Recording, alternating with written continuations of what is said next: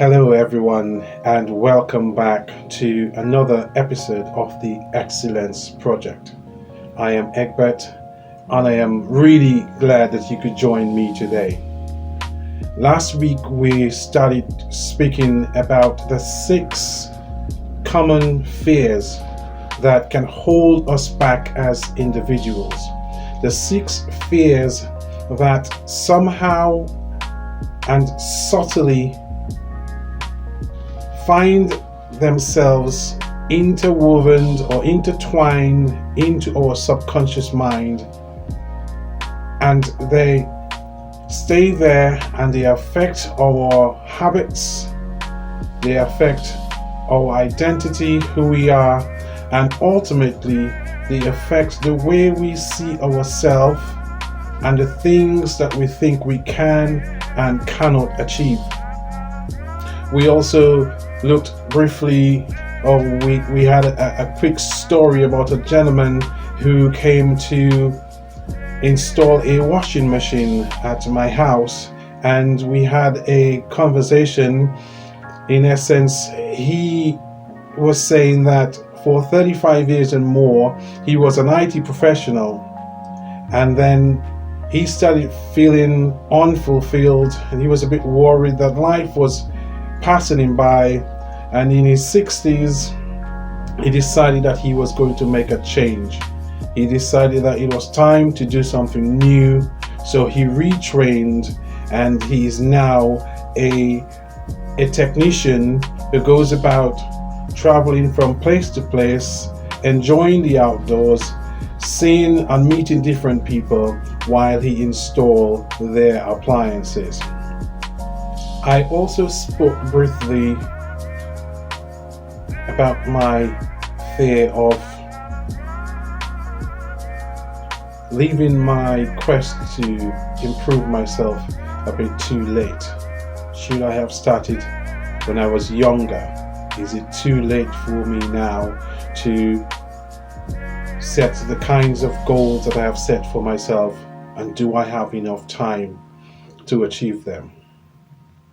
Well, I have decided, like this gentleman in the story, that it is in fact not too late, and I am going to press on my quest to improve myself,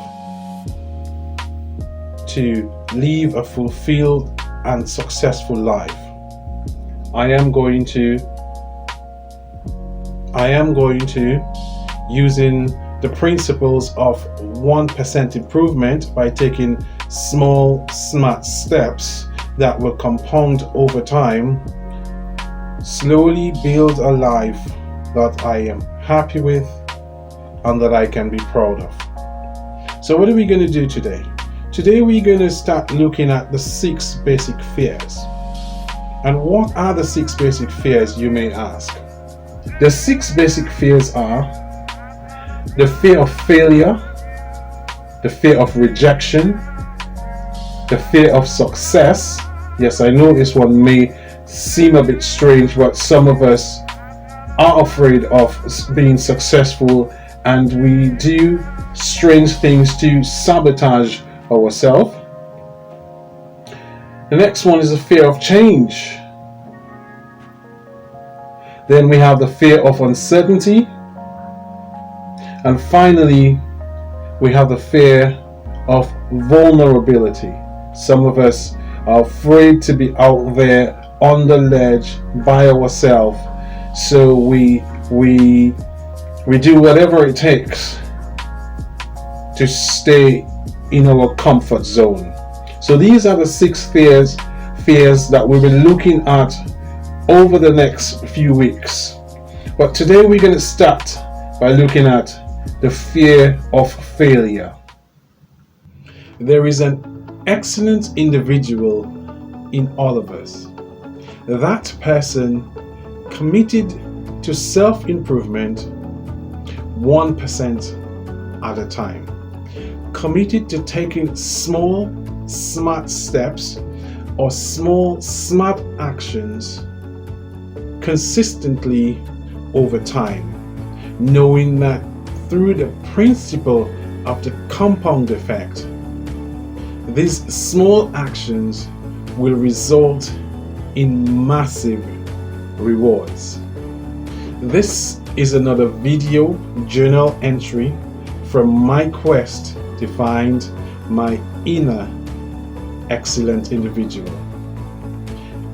I am Egbert, and if you're watching this video, I beg you, please be very careful, because this might contain information that may be dangerous to your comfort zone, and you may soon find yourself on a journey of your own.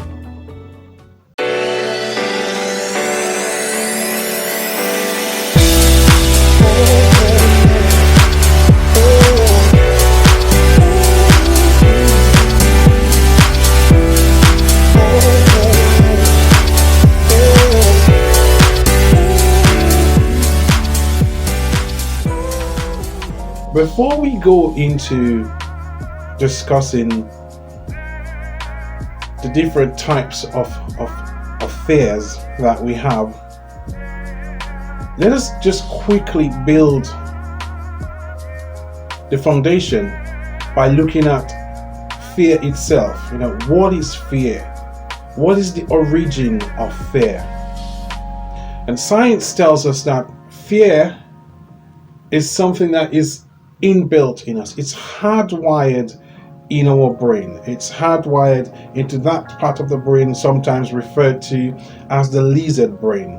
Is that part of the brain that kept our ancestors safe when we were nomads, or when we were still having to deal with the fear of wild animals who were much bigger and much more ferocious than we were back in the day. We're talking about your saber-toothed tigers and your dinosaurs and all that. Things that could quite easily devour you in a minute. So that part of the brain developed to keep us safe. So a certain level of fear is healthy. It's desirable. We can't live without fear. The aim here is not to dispense with fear totally. The aim is to be able to control our fear. The aim, as Trevor Reagan described it in a TED talk that he was giving in 2018, the aim is to ensure that we are in the driving seat and our fears are in the back seat, so we are in control. He went on to describe our relationship with fear as a fine dance, a dance of balance and synergy, but ultimately a dance where you and I are the leading men and women. So, like I said, the aim or the objective is not to get rid of fear, because that's a losing battle. It is to ensure that we can use this fear to push us to succeed. It's to ensure, most importantly, that the fear that we feel does not cripple us or does not prevent us from trying or from working on the things that we desire. It does not prevent us from setting our goals and working on accomplishing those goals. Let's move on to the first fear, the one that we will be dealing with this week, and that is the fear of failure. This fear is known as a universal fear. So basically, it's common to all of us as individuals, and it is one of the main reasons why we refuse to attempt anything new or to do anything that will take us outside our comfort zone. I was looking for a dictionary and I could only find my 8-year-old son's Collins Children's Dictionary. And in the Children's Collins Dictionary, fear is defined as the worry or the feeling of worry. So fear is defined as the feeling of worry. And in that same dictionary, failure is defined as the lack of success in doing something. So simply put, the fear of failure is the worry of not succeeding in doing something or achieving our desired goal. This fear is subtle. So it's not one of those things that just hits you like a bright light moment. It's something that slowly, over time, invites itself into your subconscious mind, and it's supposedly a visitor for a day, but then 5 years down the road you look and it's taken up residence in your mind. It's actually infiltrated your habits, and pretty soon it's part of your identity. It's part of who you are. So you're now saying, well, that's not me. I can't do this. I am very happy that somebody else is able to do this, but that's not me. I can't see myself applying for this job, or I can't see myself putting myself out there. That's too much for me. I am afraid. Effectively, we don't, most times we don't say I'm afraid that if I try I might not succeed, but we disguise it with different excuses and we call it different names. But effectively, it is what it is. It's a fear of failure. How does the fear of failure manifest itself in our life? Before we go there, Napoleon Hill in the book Think and Grow Rich said, fear is an enemy, and before we can defeat our enemy, we must first know its name, know its habits, how it presents or manifests itself, and where it resides. We must first be able to call it by name. So, the fear of failure, how does it manifest itself in our life? And the first one is through procrastination. So the fear of failure presents itself through, in most of our lives, through procrastination. And that is really the art. So some of us, like myself, we have procrastination, or we have nailed procrastination down to a fine art. It's the art of putting off for tomorrow the things that we should certainly get done today. We find a way of ultimately ending up at the end of the day thinking, oh well, time has run out and I'm going to have to do this tomorrow. We tell ourselves things like, I work best under pressure, so I will leave this 2 to 3 days before it's actually due. For those of us who are students, we have 3 months notice that an assignment is due in May. But our excuse to ourselves is that I work best under pressure, so I will leave this to be done in the final week. And then when it comes to the final week, we're literally pulling our hair out because we're so stressed about this assignment. This can be negative procrastination. That is where we deliberately decide that the thing that we should do today, we're going to do it tomorrow. That's negative procrastination. Or positive procrastination. This is where we we busy ourselves with doing all the tasks that are not urgent or important, so that we don't have time to do the tasks that are urgent and important. That's called positive procrastination. But ultimately, what we are doing is avoiding doing the thing that we know that we should be doing right now. The thing that is going to move the needle the furthest. The thing that is ultimately going to move us closer to what we're trying to accomplish. Another way the fear of failure manifests itself in our life is through avoidance.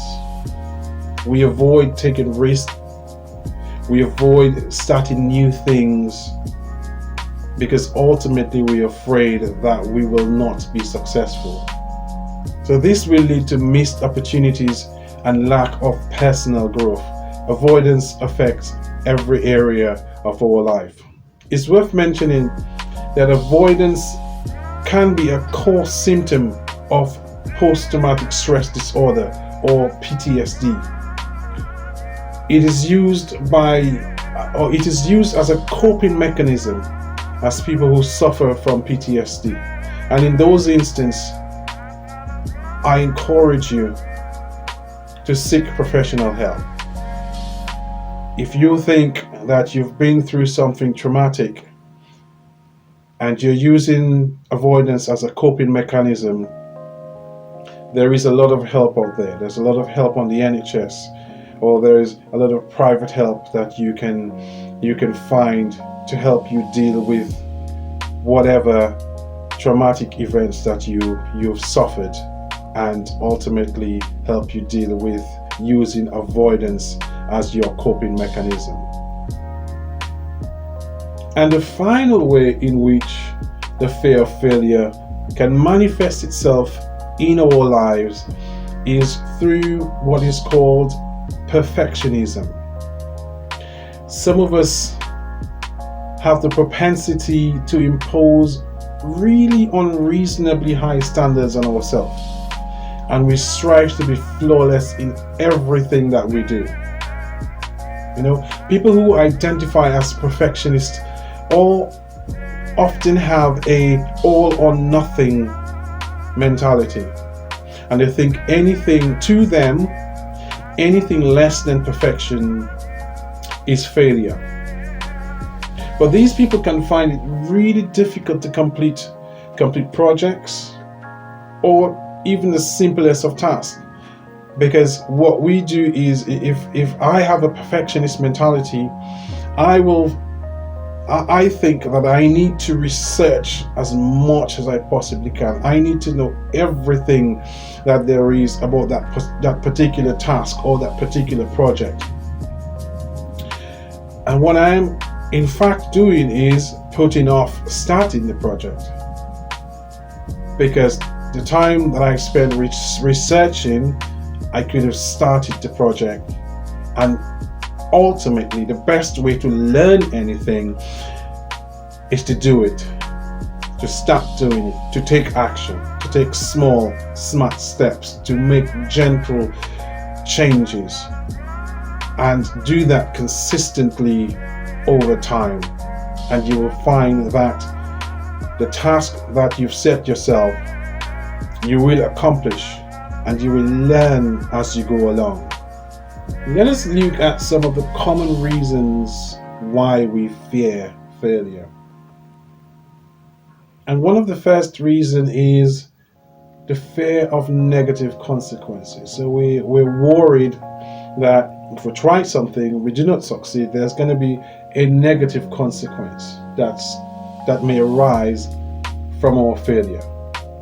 Some of the negative consequences, as far as we're concerned, might be embarrassment, or shame, or disappointment. Another reason why we fear failure is a lot of us have low self-esteem. We believe that if we try something and we fail, it's going to confirm our worst fears. it will confirm our worst fear that we're not good enough.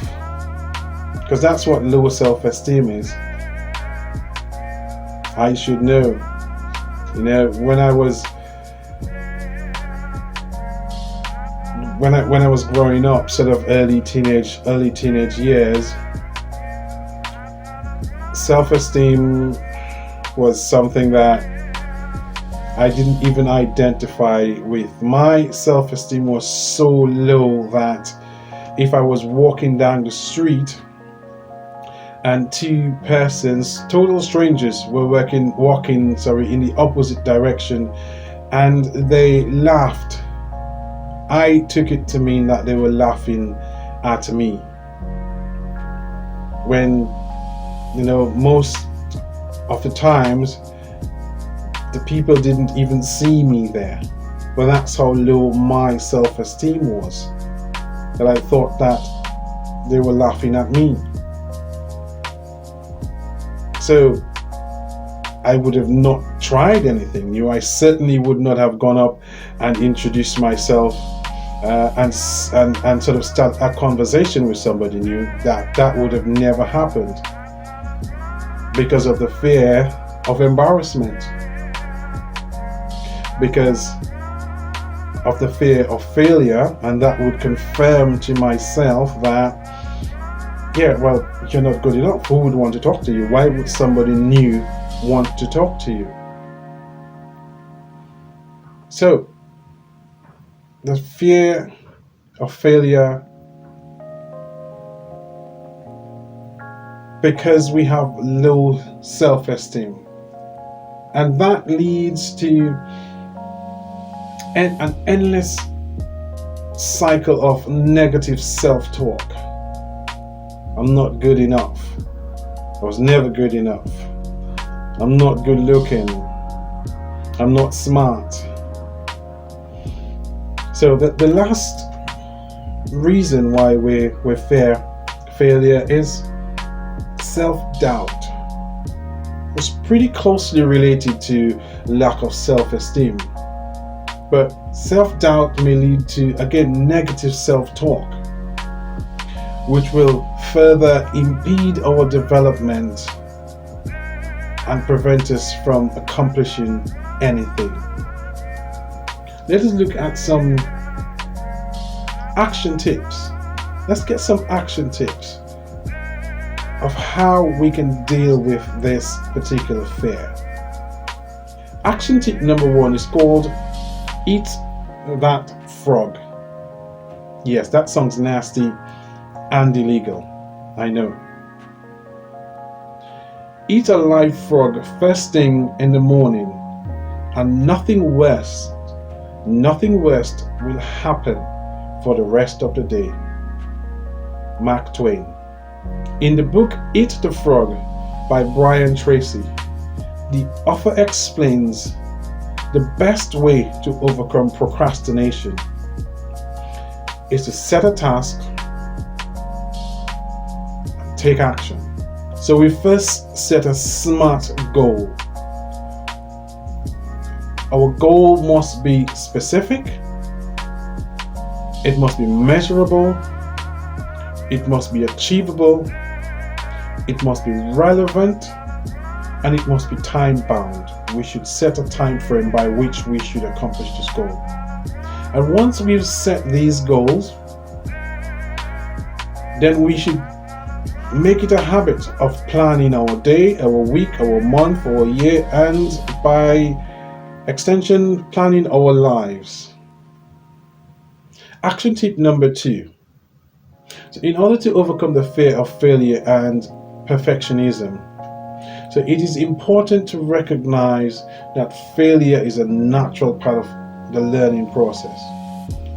Everyone makes mistakes, and setbacks, believe it or not, are actually valuable learning opportunities. What is very important is that we reframe failure. So when you've tried something and it didn't work out, instead of thinking that you failed or this is failure, reframe that in your mind and see it as an opportunity for growth. Ask yourself, how can I learn? The goal I set, was it realistic? Or were my expectations a bit too much for where I am at the moment? Do I need a bit more knowledge? Do I need to work on myself a bit more? How can I learn from this experience? What feedback am I getting from this experience? And by developing this mindset and practicing self-compassion, so give yourself a break. A lot of times we do not give ourselves a break. We're so hard on ourselves. We're our biggest critics. It's okay to be your biggest critic, but you also need to be your biggest supporter. You also need to be your own cheerleading squad. You need to be the one in the corner that's going to go, yes, you can do it. I know it didn't work out right now, but if you take your time, go through the incident or go through the event, go through the experience and learn from it, we can pick up and try again. Action tip number 3. It is said that a gem cannot be polished without friction, nor a man perfected without trials. Seneca. So true perfection is a process. Like we said earlier, it's about progress. It's about constantly striving. We will only find true perfection by putting ourselves under pressure, by taking calculated risks and definite actions. So it's by taking calculated risks and definite actions. There is nothing wrong with wanting to be better, but it becomes an issue when we use it as the weight that anchors us at the starting line. When we use it as an excuse for the reasons why we don't try anything. The Roman Emperor Marcus Aurelius defined perfection as our duty to live each day as if it was our last, to live it all out on the proverbial playing field or playground of life. At the end of the day, can I look back and say, today I have done all that I could possibly do. I have played hard, worked hard, and I have left it all on the playground of life. So take action. Don't fear friction. Don't fear pressure. Because the difference between a diamond and a lump of coal is pressure. So do not fear the thing that was designed to make you into the person that you ought to be.